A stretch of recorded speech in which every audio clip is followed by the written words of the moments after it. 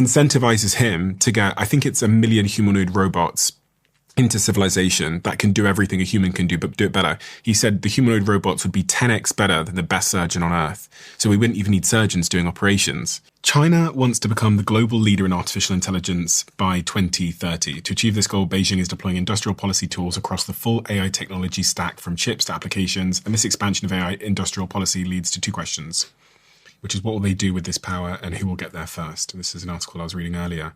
But to your point about Elon and Tesla, they've changed their company's mission. It used to be about accelerating sustainable energy. And they changed it really last week when they did the shareholder announcement, which I watched the full thing of, to sustainable abundance. And it was, again, another moment where I messaged both everybody that works in my companies, but also my best friends.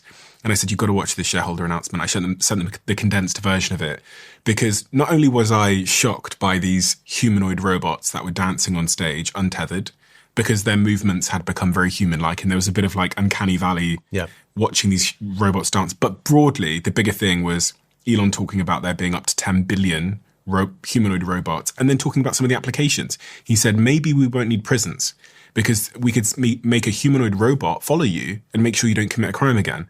He said that in his incentive package, which he's just signed, which will grant him up to $1 trillion in remuneration, part of that incentive package incentivizes him to get, I think it's 1 million humanoid robots into civilization that can do everything a human can do, but do it better. He said the humanoid robots would be 10x better than the best surgeon on Earth. So we wouldn't even need surgeons doing operations. You wouldn't want a surgeon to do an operation.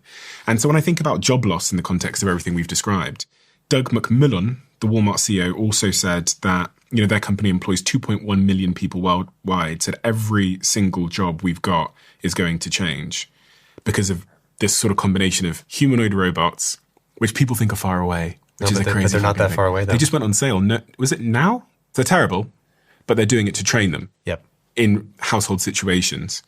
And Elon's now saying production will start very, very soon on humanoid robots in America.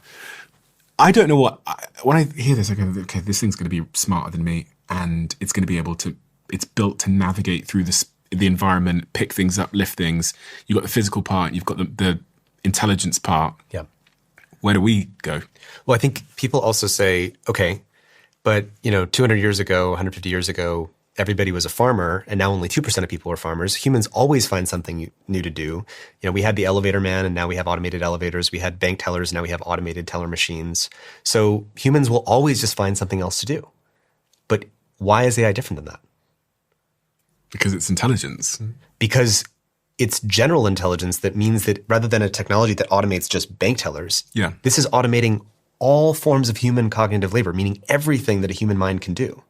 So who's going to retrain faster? You moving to that other kind of cognitive labor, or the AI that is trained on everything and can multiply itself by 100 million times, and it retraining how to do that other kind of labor? In a world of humanoid robots where if Elon's right and he's got a track record of delivering at least to some degree, and there are millions, tens of millions, or billions of humanoid robots, what do me and you do? Like, what is it that's human that is still valuable? Like, do you know what I'm saying?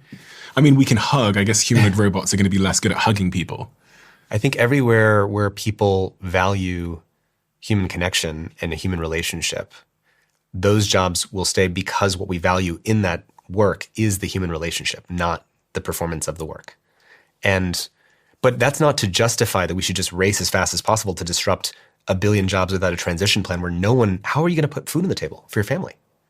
But these companies are competing geographically again. So if, I don't know, Walmart doesn't change its whole supply chain, its warehousing, its how it's doing its factory work, its farm work, its shop floors, staff work, then they're going to have less profits and a worse business and less opportunity to grow than the company in Europe that changes all of its back-end infrastructure to robots. So they're going to be a huge corporate disadvantage. So they have to. What AI represents is the zenithification of that competitive logic. The logic of, if I don't do it, I'll lose to the other guy that will. Is that true? That's what they believe. Is that true for sort of companies in America? Well, just as you said, if Walmart doesn't automate their workforce and their supply chains with robots, and all their competitors did, then Walmart would get obsoleted. If the military that doesn't create autonomous weapons doesn't want to because they think that's more ethical, but all the other militaries do get autonomous weapons, they're just going to lose. Yeah. If the student who's using ChatGPT to do their homework for them is going to fall behind by not doing that when all their other classmates are using ChatGPT to cheat, they're going to lose. But as we're racing to automate all of this, we're landing in a world where in the case of the students, they didn't learn anything. In the case of the military weapons, we end up in crazy Terminator-like war scenarios that no one actually wants. In the case of businesses, we end up disrupting billions of jobs and creating mass outrage and public riots on the streets because people don't have food on the table. And so much like climate change or these kind of collective action problems or the ozone hole, we're kind of creating a badness hole through the results of all these individual competitive actions that are supercharged by AI. It's interesting because in all those examples you name, the people that are building those companies, whether it's the companies building the autonomous AI-powered war machinery, the first thing they'll say is, we currently have humans dying on the battlefield. If you let me build this autonomous drone or this autonomous robot that's going to go fight in this for adversary's land, no humans are going to die anymore. And I think this is a broader point about how this technology is framed, which is, I can guarantee you at least one positive outcome. So, and you can't guarantee me the downside. You can't. But if that war escalates into, I mean, the reason that the Soviet Union and the United States have never directly fought each other is because the belief is it would escalate into World War III and nuclear escalation. If China and the US were ever to be in direct conflict, there's a concern that you would escalate into nuclear escalation. So it looks good in the short term, but then what happens when it cybernetically sort of everything gets chain reactioned into everybody escalating in ways that causes many more humans to die? I think what I'm saying is the downside appears to be philosophical, whereas the upside appears to be real and measurable and tangible now. But how is it if the automated weapon gets fired and it leads to, again, a cascade of all these other automated responses, and then those automated responses get these other automated responses and these other automated responses, and then suddenly the automated war planners start moving the troops around, and suddenly you've created this sort of escalatory loss of control spiral. Yeah. And and then humans will be involved in that. And then if that escalates, you get nuclear weapons pointed at each other. Do you see what I'm saying? This, again, is a sort of a more philosophical domino effect argument, whereas when they're building these technologies, these drones, they're set with AI in them, they're saying, look, from day one, we won't have American lives lost. But so that's it's more compelling. It's a narrow boundary analysis on, whereas this machine, you could have put a human at risk. Now there's no human at risk because there's no human who's firing the weapon. It's a machine firing the weapon. That's a narrow boundary analysis without looking at the holistic effects on how it would actually happen. Just like, which we're bad at. Which is exactly what we have to get good at. AI is like a rite of passage. It's an initiatory experience because if we run the old logic of having a narrow boundary analysis of this is going to replace these jobs that people didn't want to do, sounds like a great plan. But creating mass joblessness without a transition plan where a billion people won't be able to put food on the table. AI is forcing us to not make this mistake of this narrow analysis. What got us here is everybody racing for the narrow optimization for GDP at the cost of social mobility and mass sort of joblessness and people not being able to get a home because we aggregated all the wealth in one place. It was optimizing for a narrow metric.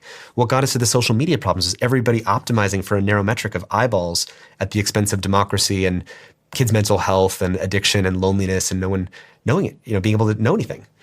And so AI is inviting us to step out of the previous narrow blind spots that we have come with and the previous competitive logic that has been narrowly defined that you can't keep running when it's supercharged by AI.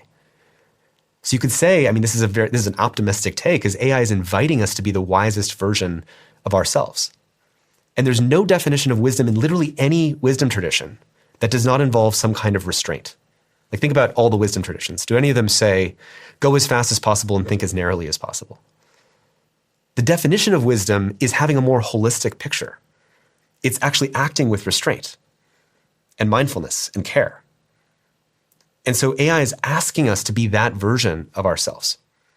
And we can choose not to be, and then we end up in a bad world, or we can step into being what it's asking us to be and recognize the collective consequences that we can't afford to not face. And I believe, as much as what we've talked about is really hard, that there is another path if we can be clear-eyed about the current one ending in a place that people don't want. We will get into that path because I really want to get practical and specific about what I think before we started recording, we talked about a scenario where we sit here maybe in 10 years time and we say how we did manage to grab hold of the steering wheel and turn it. So I'd like to think through that as well. But just to close off on this piece about the impact on jobs, it does feel largely inevitable to me that there's going to be a huge amount of job loss. And it does feel highly inevitable to me because of the things going on with humanoid robots, with the advance towards AGI, that the biggest industries in the world won't be operated and run by humans. If we even you're at my house at the moment, so you walked past the car in the driveway. Mm-hmm. There's 2 electric cars in the driveway that drive themselves. Yep. I think the biggest employer in the world is driving.